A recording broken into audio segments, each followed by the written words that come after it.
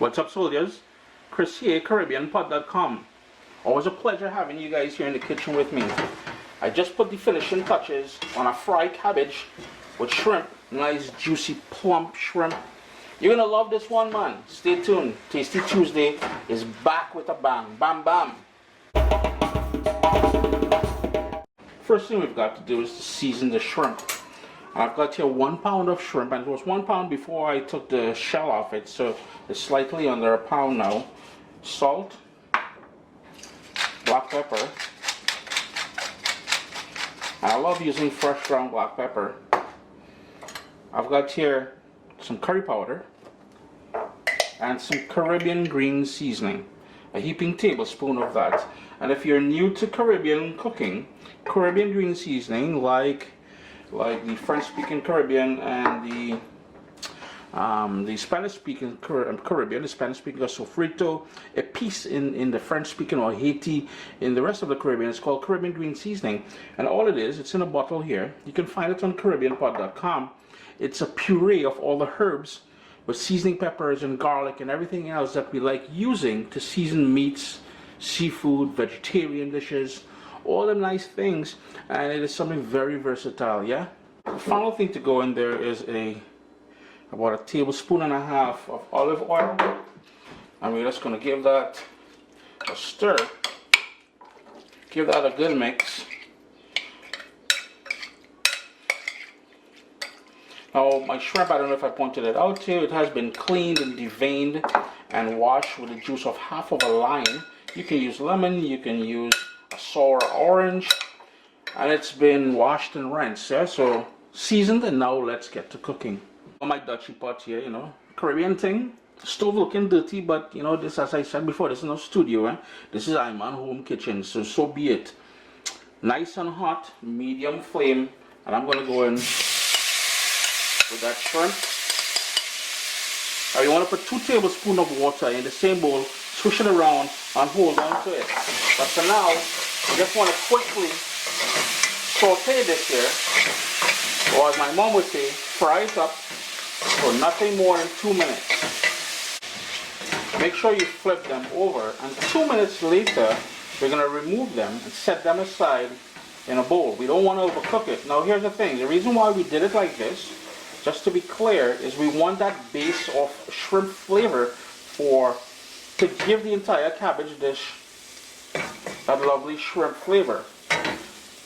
Had we put this in later, we risk 1, boiling it, and 2, not getting that lovely flavor there, and we don't want to overcook the shrimp. So what we're going to do here now, another tablespoon of olive oil, and I turn my heat down to low, and we're going with a sliced onion, thinly sliced. I've got here 1 wiri pepper that I cut in half, and this is what it looks like.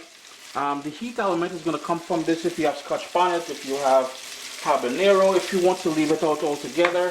That is totally your call. I might love heat, and that's why I added it in here. Now, you notice I cut it open. The season, everything is in there. Be mindful of the heat if you're doing like Uncle Chris is doing there. Some more black pepper. Heat on low, as I said, and I have here some garlic that 4 cloves of garlic that I gave a rough chop to. That's all going in there, and I'm telling you, the kitchen is smelling incredible right now. On that low heat, we're going to leave this for 2 minutes, nothing more than 2 minutes, and then we're going to continue. With my heat still on low, remember the whole idea is not to burn that garlic. I'm just creating a little room in the center of the pot there, and I'm going to go in with some tomato paste. Just about a tablespoon or so of that concentrated tomato paste. If you don't have that, don't worry about that. If you don't have that, some smoked paprika, about a teaspoon or so of smoked paprika will give you a similar sort of vibe to the dish. Just move that around. We want to pick up the sweetness now from that tomato when it gets in contact with the hot stove here. As that tomato caramelized, then we get all that flavor. I got a tiny piece of ginger, and not too much, because remember this was going to give the dish a peppery note as well, but you want that little hint of ginger in there. Another quick stir, and right away, as soon as that ginger hit that oily hot pan pot there, man. I'm telling you, it just jump back at you there like no tomorrow, boy. Just gonna turn my heat up to medium now, and here's where I'm gonna start adding the shredded cabbage to the pot. Now, this is one of those dishes, and we've done many of these in the past, where you want to clean out your fridge. You want to get rid of extra bell peppers or some carrots, whatever you have.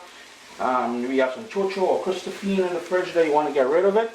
By all means, you feel free to add it in here, except you'll have to adjust the salt, obviously. Yeah. And speaking of salt, time for more salt. And I like using sea salt. It's totally up to you. To help create that little bit of steam, to help everything wilt down. Remember that 2 tablespoons of water I told you all to add to the pot? That's where it goes. And now we're just going to move everything. Pick up all that caramelization on the bottom of the pot there. That is why we created it. That is a sort of a fond.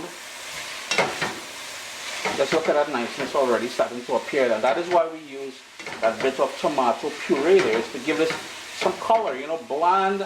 You know, it's hard to convince people to eat something when it doesn't look appealing. A little bit of color is always appealing. After all, we spoke about this before. We eat with our eyes first. It may seem like a lot at this point here, but it will wilt down. And speaking about clearing out the fridge, I found some grape tomato in the fridge there, which were just about to start to go a bit wilty there.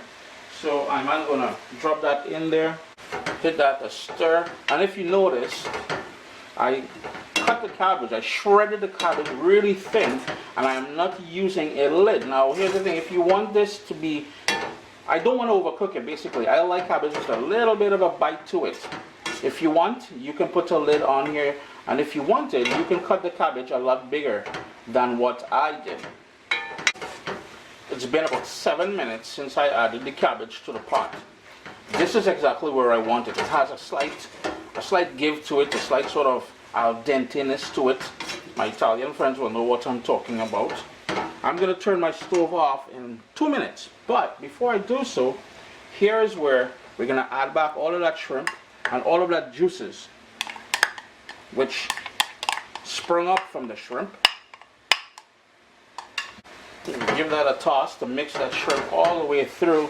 And we want to let that shrimp sit in there for 1 minute before we turn off the stove. But before we turn off the stove, taste it for salt after you've added the shrimp to the pot. And the final thing we'll do, we're going to toss in some scallions. Going back to we eat with our eyes. That little brightness, that little greenery in there is going to really brighten this thing up. Chris here, CaribbeanPot.com, Tasty Tuesday, fried cabbage with shrimp. I've got a couple more recipes with cabbage and shrimp coming up, so stay tuned for that. Always a pleasure having you guys here in the kitchen with me. Remember, printable recipes are available at CaribbeanPot.com. That's also where you'll get my cookbook, The Vibrant Caribbean Pot, 100 Traditional Infusion Recipes, a Gourmand Award winner.